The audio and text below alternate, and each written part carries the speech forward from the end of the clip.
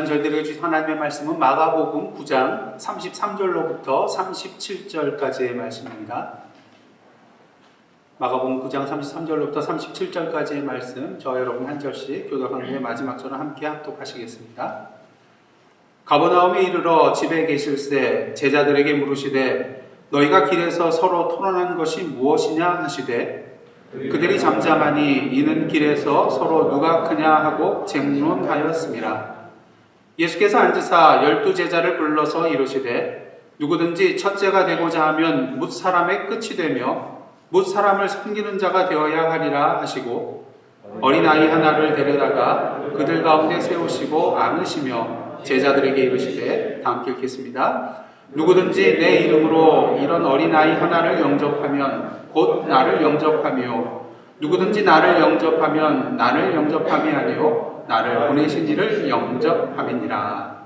아멘. 이는 하나님의 말씀입니다. 함께 기도하시겠습니다. 하나님, 오늘도 주님의 말씀을 청종코자 주님 앞에 나왔사오매 오늘도 성령으로 임하여 주시사 참된 진리와 생명과 은혜의 물줄기가 흘러 넘치게 하여 주시옵소서. 오늘도 말씀 앞에 무릎 꿇음으로 결단하며 나아가는 이 시간 될 수 있도록 인도하여 주시옵소서. 예수님의 이름으로 기도드리옵나이다. 아멘. 여러분들 목사님들끼리 모여있는 수련회, 그리고 장로님들이 모여있는 수련회, 그리고 일반 성도님들이 모인 그런 수련회, 이 세월의 수련회 중에서 수련회를 운영하기가 가장 힘든 그룹이 어딜까요? 아, 왜 그렇게 생각하세요? 목사님, 그 다음은요? 예, 장로님, 그 다음? 예, 평신도 성도님들. 그 이유는 교회에서 항상 대접을 받는 위치에 있는 분들이 또 목사님이고 또 장로님이기 때문이라고 그런 말을 하게 됩니다. 그래서 특히 목사님들 같은 경우는 수련회 운영하는 가운데 뭔가 자신의 마음에 들지 않는 것이 있으면 그것을 참지 못하고 가서 컴플레인하기 일쑤라는 것이죠. 그리고 모이라 그러면은 일찍 오지 않고 항상 느긋느긋하게 자기 시간 기준에 맞춰서 그렇게 모임에 참석하게 된다고 합니다.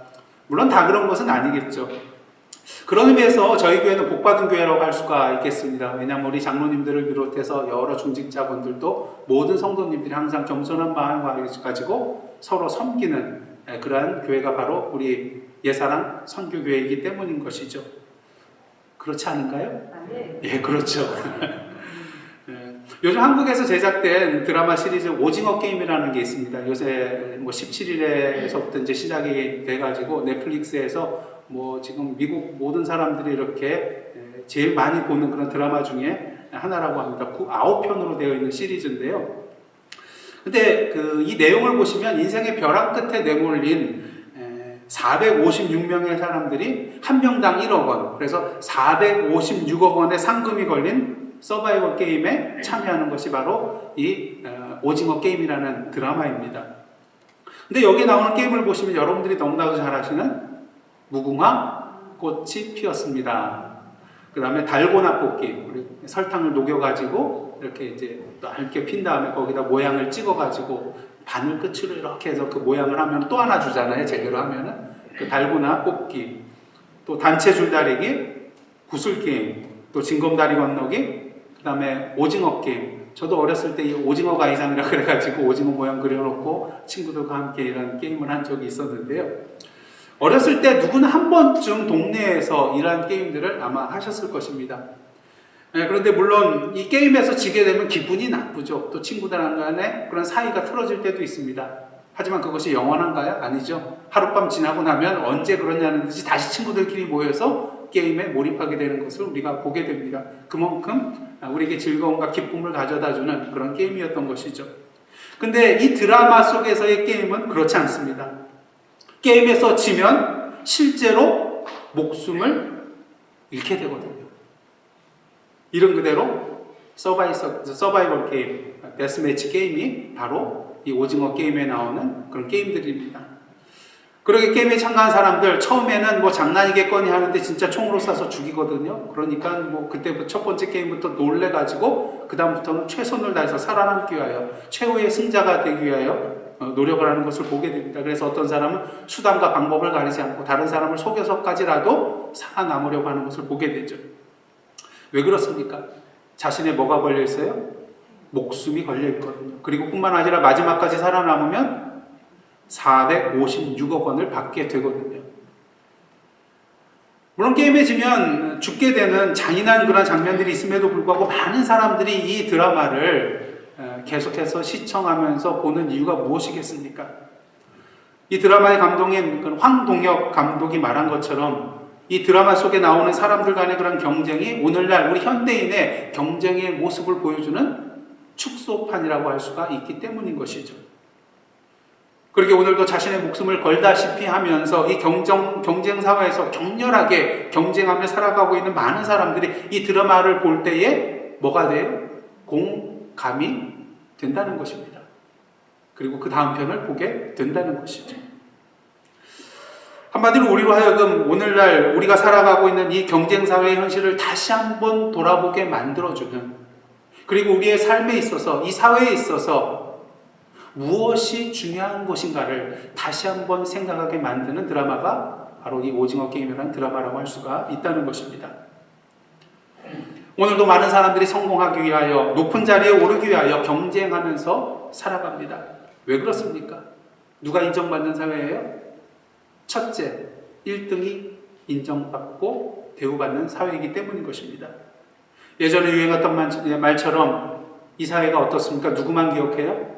1등만 기억하는 더러운 세상이 되었기 때문인 것입니다.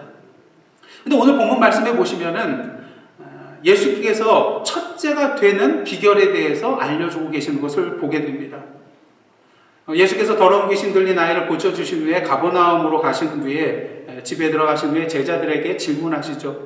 너희가 길에서 서로 토론하는 것이 무엇이냐? 이 예수님의 질문에 대하여 제자들이 묵묵부답 잠잠하였습니다. 왜냐하면 길에서 그들이 서로 누가 크냐 쟁론하며 다투었기 때문인 것입니다. 이 예수께서 제자들에게 말씀하시죠. 오늘 보면 35절 말씀 한번 다 함께 읽겠습니다. 시작. 예수께서 앉으사 12제자를 불러서 이르시되 누구든지 첫째가 되고자 하면 뭇사람의 끝이 되며 뭇사람을 섬기는 자가 되어야 하리라. 그리고 이 말씀을 하신 후에 예수께서 어린아이를 데려다가 품에 안으시고 다시 제자들에게 말씀하십니다. 37절인데요. 다 함께 읽겠습니다. 누구든지 내 이름으로 이런 어린아이 하나를 영접하면 곧 나를 영접하며 누구든지 나를 영접하면 나를 영접함이 아니요 나를 보내신 이를 영접함이니라. 이 말씀을 통해서 우리는 이 세상을 살아갈 때 첫째가 되는 그런 비결을 분명히 보게 됩니다. 하지만 어떤가요? 솔직히 생각해서 예수님께서 지금 이 말씀을 통해서 알려주시는 이 비결이 마음에 드시나요? 마음에 막 감동적으로 와 닿나요? 이렇게 살면 정말 이 세상에서 첫 번째로 살아갈 것이라고 생각이 되시나요? 그리고 무엇보다도 예수께서 말씀하시는 대로 첫째의 자리는 무사람의 끝이 되고 무사람을 섬기는 자리가 되어야 되는데 정말로 이러한 자리에 서기를 원하시나요? 아마도 이 질문에 대하여 긍정적인 대답보다는 좀 부정적인 대답을 마음속으로 하셨으리라 생각이 됩니다. 그렇다면 오늘 예수께서 우리에게 말씀하시는 첫째가 되고자 하면 이 말씀은 우리에게 무엇을 의미하는 것일까요? 먼저 첫째가 되고자 하면 이 예수님의 말씀은요, 우리가 원하는 첫째의 자리의 실상을 보라는 말씀입니다. 예수께서 제자들을 향하여 누구든지 첫째가 되고자 하면 이렇게 말씀하신 이유는 제자들이 원하고 추구하는 것이 이 세상의 첫째의 자리라는 것을 아셨기 때문에 이렇게 말씀을 시작한 것이라고 할 수가 있다는 것입니다. 하지만 제자들이 생각하고 원하고 추구하고 있는 이 첫째의 자리가 참된 의미에서 첫째의 자리라고 할 수 있을까? 예수께서 제자들에게 너희가 길을 가면서 서로 토론한 것이 무엇이냐 질문하셨을 때 제자들은 이에 대하여 아무도 대답하지 못했습니다. 몰라서요? 알았음에도 예수님 앞에 그 사실을 이실직고 하지 못했어요. 잠잠히 있었습니다. 왜? 누가 크냐? 다투었기 때문인 것입니다. 이를 볼 때 우리는 제자들이 누가 크냐 쟁론한 일이 주님 앞에 바른 일이 아니었다는 것을 분명히 알고 있었다는 것을 그들이 잠잠했다는 이 표현 속에서 분명히 알게 됩니다. 그러게 이들은 예수님께 이 사실을 알리지 아니하고 그냥 잠잠하게 덮어두기를 원했다는 것이죠. 만약 누가 크냐는 쟁론이 옳은 일이었다면 그들은 결코 예수님 앞에 잠잠하지 않았을 것입니다. 당당하게 자초지종을 얘기하면서 예수님께 이렇게 말했겠죠. 예수님, 우리 중에서 누가 제일 높습니까? 예수님, 우리 중에서 누가 예수님의 사랑을 가장 많이 받는 자입니까? 그 순위를 정해달라고 아마 요청했을지도 모르겠습니다. 하지만 그것이 옳지 않은 일이라는 것을 그들이 알았습니다. 어떻게 알았을까? 사실 조금 전까지는 노상에서 누가 높으냐고 자신의 생각들로만 가득하여서 누가 높으냐고 다투었던 그들이지만 지금은 누구 앞에 서 있습니까? 예수님 앞에 서 있다는 것입니다. 빛 대신 주님 앞에 세상적으로 높은 자리에 대한 욕심으로 가득한 자신들의 어두운 모습이 드러날 수밖에 없었다는 것이죠. 오늘 본문 앞에 나오는 31절 말씀을 보시면요, 예수께서 또다시 제자들을 향하여 자신이 죽임을 당하고 3일 만에 살아나게 될 것이라는 것을 말씀해 주십니다. 근데 이 말씀에 대한 제자들의 반응이 어떻습니까? 32절 말씀 제가 공독해 드리겠습니다. 그러나 제자들은 이 말씀을 깨닫지 못하고 묻기도 두려워하더라. 왜 깨닫지 못했을까요? 왜 두려워하고 묻지도 않았을까? 사실 예수님께서 어려운 비유를 통해서 말씀해 주시지도 않았어요. 어떤 신학적 용어, 어려운 신학적 용어를 통하여서 그들에게 말씀하신 것도 아닙니다. 내가 고난을 당하고 죽임을 당하고 3일 만에 다시 살아날 것이다. 어린아이가 들어도 다 쉽게 이해할 수 있는 그러한 내용이죠. 그런데 왜 깨닫지 못했을까요? 그 이유는 제자들에게는 자신의 생각만으로 그 안이 가득 차 있었기 때문인 것입니다. 제자는 예수를 누구라고 생각하고 있었을까요? 메시아라고 분명히 생각하고 있었을 것입니다. 말씀의 권위도 있고요, 병자들도 고치고 귀신도 내쫓고요, 죽은 자도 살리고요. 분명히 하나님께서 약속하신 메시아라고 생각했을 것입니다. 그런데 문제는요, 그들이 생각하고 원하는 메시아는 어떤 메시아입니까? 자신들을 구원해 줄 메시아거든요. 정치적인 해방을 가져다 줄 다윗과 같은 그러한 메시아거든요. 근데 예수께서 뭐라고 하십니까? 고난을 당할 것이라고, 죽임을 당할 것이라고 말씀하십니다.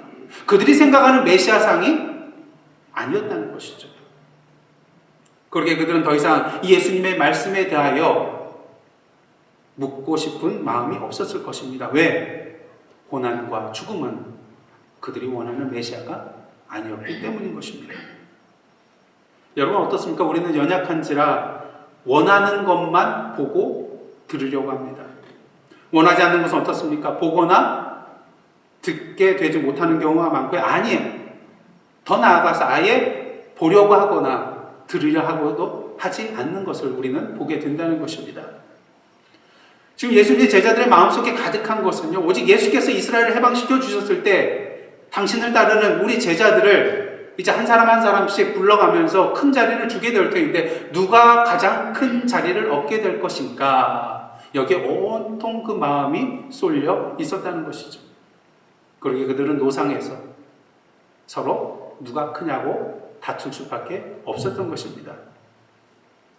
근데 여러분, 예수님께서 이 제자들에게 너희가 길을 가는 동안에 무엇을 가지고 토론했느냐 물으셨을 때 정말 예수님께서 그들이 뭘 가지고 토론했는가 몰라서 물어보았을까요?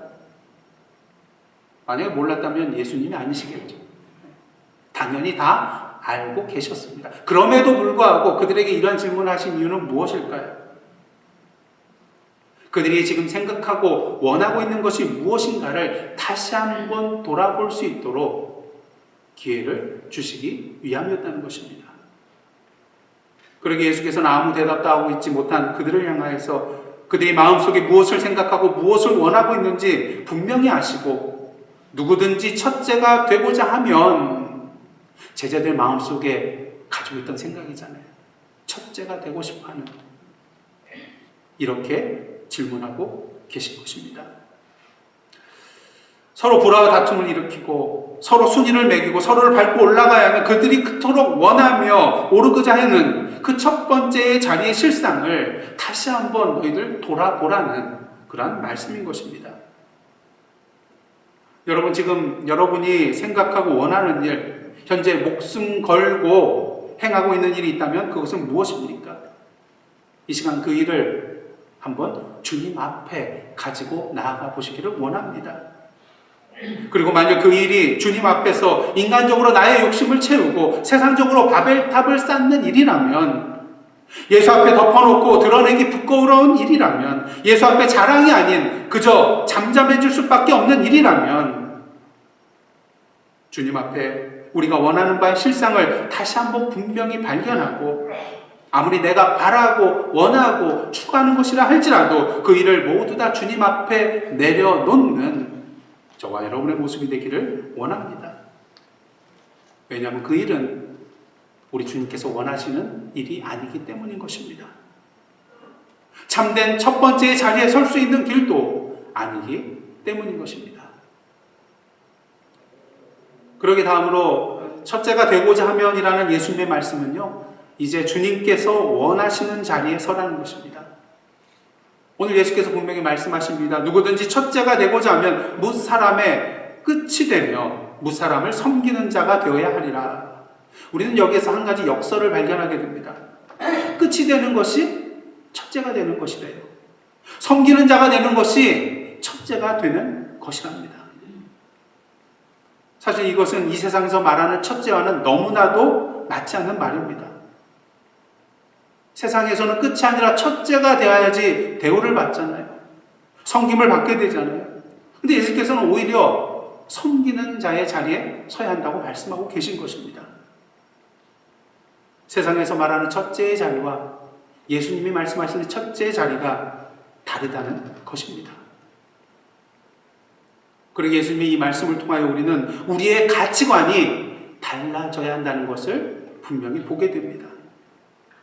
무엇이 세상적으로 가장 높은 자리인가를 보기보다는 무엇이 이 세상에서 가장 가치 있고 가장 귀한 자리인가를 보아야 한다는 것이죠.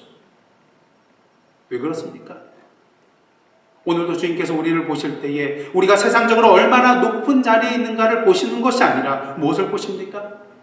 그 자리가 어떠한 자리가 되었든지 간에 우리가 지금 그 자리에서 어떤 사람으로 서 있는가를 보시기 때문인 것입니다. 여러분, 내가 어느 자리에 서 있는가 거기에 연연해 하지 마시고 내가 어떤 자리에서 어떻게 살아가고 있는가, 어떻게 살고 있는가, 그것에 대하여 포커스를 맞추시는 여러분의 삶이 되기를 원합니다. 자리 그 자체가 중요한 것이 아니라 우리가 어떠한 목적을 가지고 무엇을 행하며 그 자리에 서 있는가가 더 중요하기 때문인 것입니다. 그러게 예수께서 첫째가 되고자 하면 뭇사람의 끝이 되라고 말씀하시는 것입니다. 한마디로 낮아지라는 것이죠. 물론 예수께서 말씀하시는 이 뭇사람의 끝이 되는 것, 낮아지는 것, 그 자체가 중요한 것은 아닙니다. 중요한 것은 무엇을 위하여 끝이 되는가, 무엇을 위하여 낮아지는가가 중요한 것이기 때문인 것입니다. 예수께서 말씀하시는 것은요, 단지 힘이 없어서, 능력이 없어서 끝이 되는 것, 어쩔 수 없어서 낮아지는 것, 이것을 말하는 것이 아니라 우리에게 힘과 능력이 있음에도 불구하고, 높아질 수 있음에도 불구하고 자발적으로 끝이 되는, 자발적으로 낮아지는 이러한 자리로 나아가야 하는 것을 말하기 때문인 것입니다. 그렇다면 왜 낮아지고 끝이 되어야 하겠습니까? 목적이 있기 때문인 것입니다. 그것은 바로 섬김입니다. 섬김이란 무엇입니까? 높은 위치에서 낮은 자를 내려다보면서 자신의 손을 내미는 것이 섬김이 아닙니다. 섬김의 대상의 자리까지 내려와서, 아니 그 섬김의 대상보다도 더 낮은 자리에 서서 그 그를 섬기며 봉사하는 것이 참된 섬김이기 때문인 것이죠. 그리고 오늘 말씀을 보시면 예수께서 어린아이 하나를 데려다가 제자들 앞에 세우시고 이 어린아이를 안으면서 뭐라고 말씀하십니까? 37절 말씀 다시 한번 보시겠습니다. 누구든지 내 이름으로 이런 어린아이 하나를 영접하면 곧 나를 영접하며 누구든지 나를 영접하면 나를 영접함이 아니요 나를 보내신 이를 영접함이니라. 예수께서 왜 이 어린아이를 예로 들고 계실까요? 당시 어린아이는 어떠한 존재였습니까? 별로 가치가 없는 그런 존재였습니다. 지난 우리 금요 집회 때에도 다윗이 작은 자라는 그런 말씀을 드리면서 당시 문화 속에서는 아이는 뭐 별로 별 볼일 없는 무가치한 별로 이렇게 부모도 집중하지 않는 그런 작은 자라는 것을 말씀을 드렸는데요.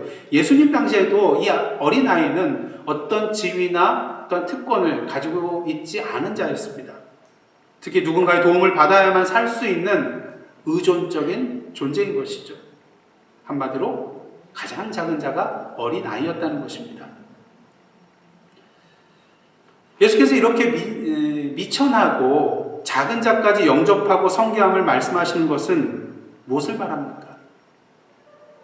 우리가 가치를 부여할 그런 대상은 세상의 높은 자리가 아니라 오늘도 주님의 도움을 손길로 필요로 하는 이 어린아이와 같은 작은 자이기 때문인 것입니다. 근데 여기서 우리가 중요하게 여겨야 할 것이 있는데요. 예수님께서 우리에게 원하시는 것은 작은 자를 섬기는 것을 가치 있게 여기라는 것이 아니라 그보다 더 근본적인 것, 작은 자 그 자체를 가치 있게 여기라는 것입니다. 그게 그거 아닙니까? 말씀하실 수도 있겠지만 잘 생각해 보세요. 작은 자를 섬기는 것이 가치 있는 일 맞습니다. 하지만 그보다 더 근본적인 중요한 것은 그 작은 자를 가치 있는 존재로 여겨야 한다는 것이죠. 그 작은 자를 우리가 가치 있는 자로 여기게 될 때 우리는 그를 섬기게 되어 있습니다.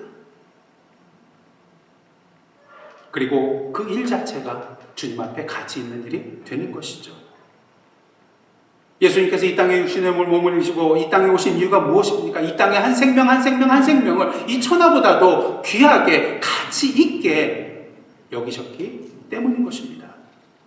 그렇게 그 생명을 위하여 친히 육신의 몸을 입으시고 이 땅에 오시고 낮아지셔서 그 천한 말구유에서 태어나시고 우리를 당신의 십자가의 사랑으로 품어 주셨던 것입니다. 그렇게 마가복음 10장 45절을 보시면 예수님께서 뭐라고 말씀하십니까? 다 함께 읽겠습니다. 시작.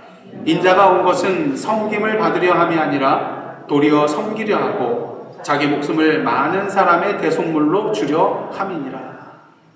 그리고 이 섬김의 일을 우리에게 맡겨 주셨습니다. 오늘도 주님께서는 우리가 섬김을 받는 자가 아니라 섬기는 자가 되기를 원하고 계십니다. 이미 예수님께서 우리를 섬겨 주셨잖아요. 그 받은 섬김으로 이 세상에 나아가 계속해서 섬김만 받으려고 하지를 말고 이제는 너희가 받은 그 섬김으로 세상 사람들을 섬기라고 말씀하고 계신 것입니다.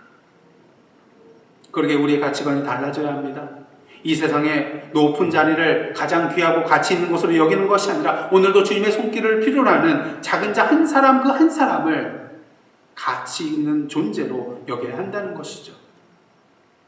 근데 어떻습니까? 예수님과 같이 자신의 목숨까지 내어주면서 다른 사람을 섬길 자신이 있으신가요? 쉽지 않다는 것입니다. 오늘 보면 37절 말씀 다시 한번 보겠는데요. 제가 봉독해 드리겠습니다. 누구든지 내 이름으로 이런 어린아이 하나를 영접하면 곧 누구요? 나를 영접하며 누구든지 나를 영접하면 나를 영접하며 누구를요? 나를 보내신 이 누구십니까? 아버지 하나님이시죠. 아버지 하나님을 영접함이니라. 여기서 두 가지 사실을 알 수가 있는데요. 우리가 누군가를 영접하고 섬길 때에 우리의 이름이 아닌 누구의 이름으로 해야 됩니까? 예수님의 이름으로 해야 한다는 것입니다. 왜요? 우리에게는 그럴 능력이 없지만 나사렛 예수의 이름에는 그 능력이 있기 때문인 것입니다. 또한 이렇게 어린아이를 영접하면 누구를 영접한 것이라고요? 곧 나 예수 그리스도를 영접한 것이 되고, 그리고 곧 예수 그리스도를 이 땅에 보내주신 아버지 하나님을 영접한 것이 된다는 것입니다. 평소에 우리 성도님들 우리 서로 간에 잘 섬기고 또 봉사를 하는데요, 만일 이 시간에 이 자리에 예수님께서 또 아버지 하나님께서 자리하셨다고 한번 생각을 해보시기 바랍니다. 이 예수님과 아버지 하나님 섬기는 일 어떻겠습니까? 아무리 어려운 일이라도 기쁨으로 하실 수 있을 거예요. 왜? 예수님이잖아요. 아버지 하나님이잖아요. 근데 예수님께서 뭐라고 하셨습니까? 이렇게 작은 어린아이를 하나 영접하고 섬기는 것이 곧 나를 영접한 것이다. 아버지 하나님을 영접한 것이라고 말씀하고 계실 것입니다. 부지 중에 천사를 대접하고 부지 중에 우리 예수님과 아버지 하나님을 영접하고 섬기게 되는 큰 은혜를 누리시는 저와 여러분의 삶이 되시기를 원합니다. 알바니아에서 1남 2녀 중에 막내로 태어난 한 소녀가 있었는데요. 이 소녀의 아버지는 유명한 건축업자였습니다. 그래서 어려서부터 풍요로운 그런 환경 속에서 이 소녀가 자라나게 되었는데요. 그러던 가운데 이 소녀가 만 8세가 되던 해에 그 아버지가 의문의 변사를 당하게 됩니다. 이 아버지의 동업자들이 전 재산을 빼돌려서 이 소녀와 가족들은 졸지에 거리에 나앉게 되는 그러한 경우를 당하게 됩니다. 왜 이런 일이 이 소녀에게 일어나게 되었을까? 근데 이 소녀는요, 이러한 환난 가운데서 한 가지 사실을 깨닫게 되었는데, 바로 자신들의 주위에 가난하고 병든 자들이 많이 있다는 것을 깨닫게 되었다는 것입니다. 소녀는 어느 날 어머니에게 이런 말을 합니다. 어머니, 저는 평생 동안 가난한 사람들을 도우며 살겠어요. 그래요. 어느 날 이 소녀는 수녀원에 들어가게 돼서 수녀가 되었습니다. 그리고 가난한 사람들을 돕기 위하여 사랑의 선교회를 만들어서 활동을 했는데, 이 소녀가 여러분들이 잘 아시는 누굴까요? 다 아시죠? 테레사 수녀이십니다. 우리가 끝에 자리에 서야 하는 이유가 여러 가지 있겠지만 가장 중요한 이유는 무엇입니까?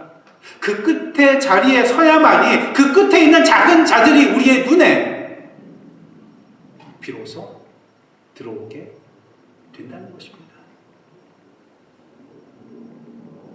중요한 사실은 이러한 작은 자들을 우리의 힘만으로는 섬기기 어렵다는 것이죠. 그러게 오늘 주님의 말씀처럼 주님의 이름으로 이러한 작은 자들을 우리 앞에 서 계신 예수님이라고 생각하며 영접하고 섬겨야 하는 것입니다. 어떤 기자가 며칠 동안 병원에 머물면서 이 테레사 수녀의 일거수일투족을 지켜본 후에 환자들의 그 정말 더럽고 징그러운 그런 고름을 짜내고 상처를 치료하는 이 테레사 수녀의 모습에 감동하여서 이런 질문을 했다고 합니다. 수녀님, 참으로 존경스럽습니다. 어떻게 인간에 대하여 그런 놀라운 사랑을 가질 수 있습니까? 근데 이때 테레사 수녀가 이러한 대답을 했다고 합니다. 인간에 대한 사랑이라고요? 제가 사람에 대한 사랑만 가지고 일했더라면 저는 벌써 오래전에 이 일을 포기했을 것입니다. 그러나 주님이 이것을 나에게 맡기셨다는, 이것이 주님의 일이라는 확신, 그리고 주님을 향한 사랑 때문에 제가 오늘까지 이 일을 할 수 있었던 것입니다. 그리고 1974년 한 인터뷰에서 또 이러한 말을 했습니다. 한번 이 말을 묵상을 한번 해보시기를 원합니다. 가난한 사람들에게 가장 필요한 것은 동정이 아니라 사랑입니다. 그들은 다른 이들과 더하지도 덜하지도 않은 자신들의 존엄성이 존중받는다고 느낄 필요가 있습니다. 나는 모든 사람에게서 하나님을 봅니다. 내가 나 환자의 상처를 씻어줄 때 나는 하나님 바로 그분을 돌아보는 듯한 느낌을 갖습니다. 이 얼마나 아름다운 경험입니까? 사랑하는 성도 여러분, 첫째 자리에 서고 싶으십니까? 으뜸이 되고 싶으십니까? 그렇다면 예수 그리스도의 자리에 서시기를 원합니다. 이 테레사 수녀의 자리에 서기를 원합니다. 가장 낮은 자리, 가장 끝의 자리, 바로 섬김의 자리에 서시기를 원합니다. 그럴 때 하나님께서 우리를 향하여 환한 미소를 띠시며 칭찬해 주시며 최고라고, 이게 뭐예요? 엄지척. 우리를 향하여 엄지척이라고 말씀해 주실 것입니다. 여러분, 이 세상에 하나님께서 우리를 향하여 엄지척해 주시는 이 자리보다 높은 자리가 어디 있겠습니까? 이 세상에 이 자리보다도 더 첫째 가는 자리가 어디 있겠습니까? 바라긴 오늘도 주님의 이름으로 이 낮은 자리로 내려가 주님께서 귀하게 여기시는 그 지극한 작은 자 한 사람 한 사람을 주님 섬기듯 섬기며 오늘도 주님 앞에 이 말씀을 들으시는 저와 여러분의 삶이 되기를 원합니다. 그런 의미에서 여러분 옆에 분에게 이렇게 해주세요. 당신이 최고입니다. 당신이 최고입니다. 하나님 보시기에 최고입니다. 기도하시겠습니다. 하나님, 이 세상이 말하는 첫째의 자리가 아닌 하나님께서 원하시는 첫째 자리에서는 저희들 되게 하여 주옵소서. 오늘도 이 천하보다도 귀하게 여기시는 이 세상에 한 생명 한 생명 한 생명을 귀하게 여기는 그 주님의 마음을 품고 오늘도 가장 낮은 자리, 가장 끝의 자리, 섬기는 자리에 서서 오늘도 작은 자의 모습으로 우리에게 다가오시는 주님을 영접하며 섬기는 영광을 맛보고 누리는 저희들의 복된 삶 되게 하여 주옵소서. 예수님의 이름으로 기도드리옵나이다. 아멘. 이제 다 함께 파송의 말씀으로 나아가시겠습니다. 사랑하는 성도 여러분, 하나님께서 여러분을 다시 복음 앞에 부르고 계십니다. 주여, 주님의 부르심에 순종하며 이 땅의 복음의 사명자로 살아가겠나이다. 아멘. 함께 살아계신 하나님 앞에 결단의 찬양으로 나아가시겠습니다. 살아계신 주, 나의 참된 소망, 걱정이신 전혀 없네. 사랑의 주네 갈 길이 또하니 내 모든 삶의 기쁨 낼 줄만하게.